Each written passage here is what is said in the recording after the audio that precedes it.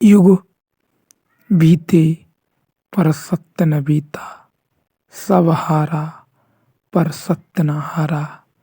न भागो न भोगो, बस शांति से बैठ जाओ।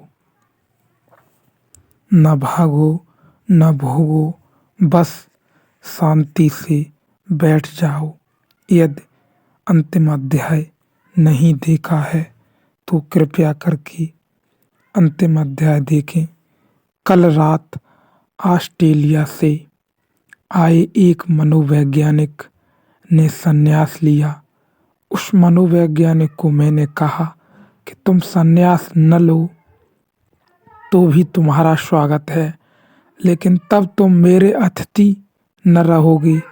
स्वागत तो तुम्हारा है। अगर तुम संन्यास ले लेते हो तो भी स्वागत है तुम्हारा, पर तुम मेरे अतिथि भी हो गए। मुझसे लोग पूछते हैं कि अगर हम संन्यास न लें तो क्या आपका प्रेम हम पर कम रहेगा? मेरा प्रेम तुम पर पूरा रहेगा, लेकिन संन्यास लेते ही तुम अतिथि भी हो गए। और बड़ा फर्क है, बिना संन्यास लिए तुम सुन रहे हो दूरी से, संन्यास लेकर तुम पास आ गए। बिना संन्यास लिए तुम सुन रहे हो, अपनी बुद्धि में विश्लेषण कर रहे हो, तुम छांट रहे हो। मैं जो कह रहा हूँ उसमें जो तुम्हें मन भाता है वह रख लेते हो, जो मन नहीं भाता वह छोड़ देते हो।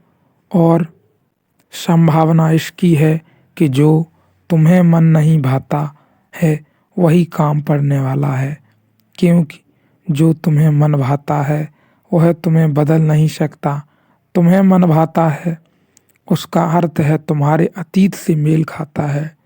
जो तुम्हारे अतीत से मेल नहीं खाता वही तुम्हारे भीतर क्रांति की किरण बनेगा।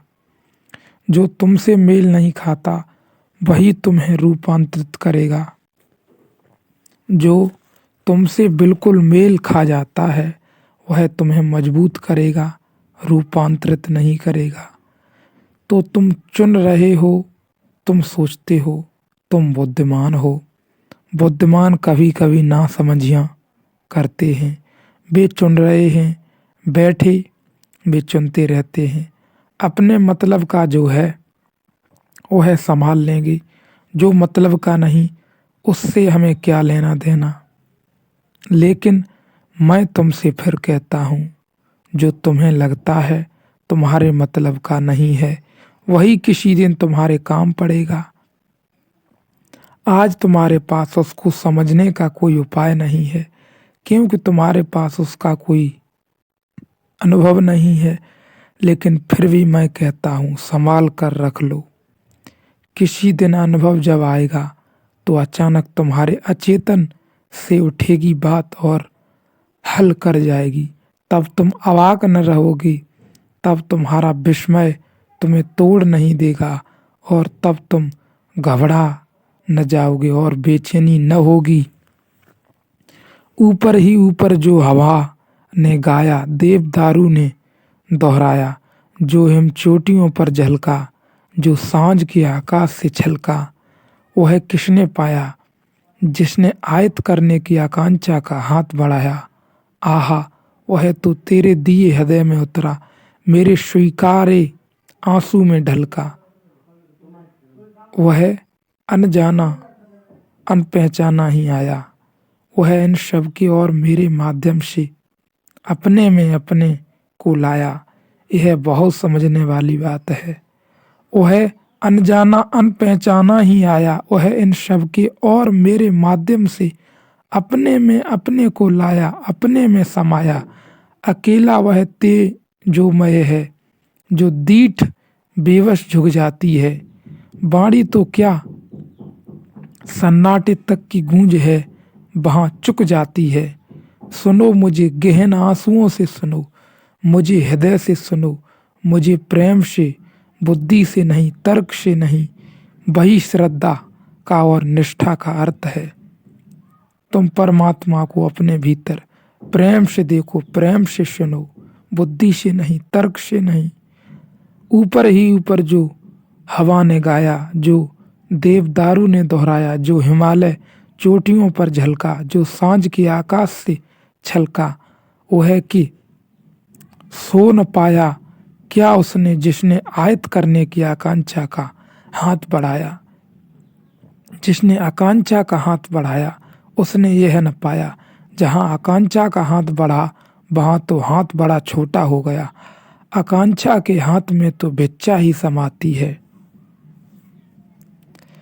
साम्राज्य नहीं समाती। साम्राज्य समाने के लिए तो प्रेम से खुला हृदय चाहिए, भिक्षा का वासना का पात्र नहीं। वह किसने पाया जिसने आयत करने की आकांक्षा का हाथ बढ़ाया। तो तुम मुझे यहाँ ऐसे सुन सकते हो कि चलो, जो अपने मतलब का हो उसे उठा लो, अपनी झोली में संभाल लो। तो तुम आकांक्षा के हाथ से मेरे पास आ रहे हो। आकांक्षा तो भिक्षु है, तो तुम कुछ थोड़ा बहुत ले जाओगे, लेकिन तुम जो ले जाओगे वे टेबल से गिरे रोटी के टुकड़े इत्यादि थे। तुम अतिथि न हो पाए, सन्यास तुम्हें अतिथि बना देता है। आहा, वह तो मेरे दे दिए गए हृदय में उतरा।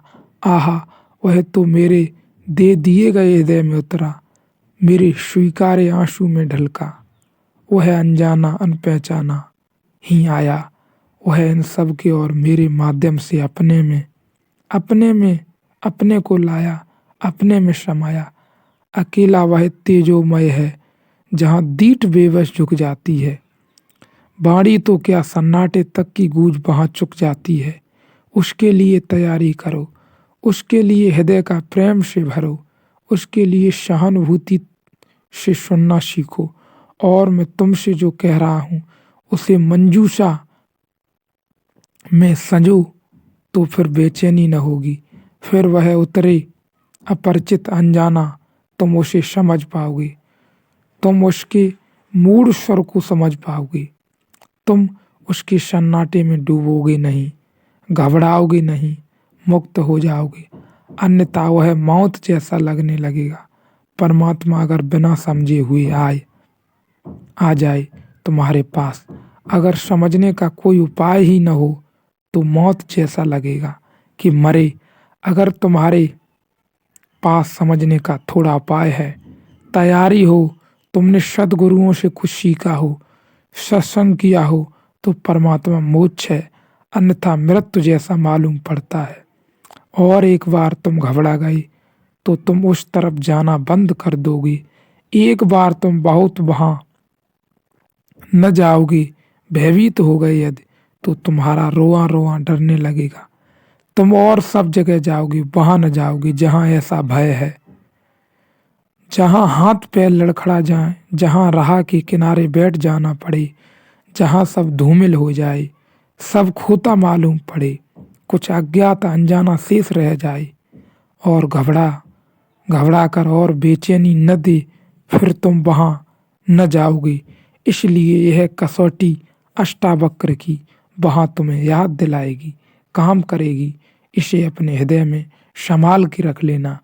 जब वह अनजाना अपरिचित आएगा तो यह कसौटी तुम्हें काम करेगी, कस लोगे और घबराओगे नहीं, परेशान नहीं होगे, पहचान सकोगे।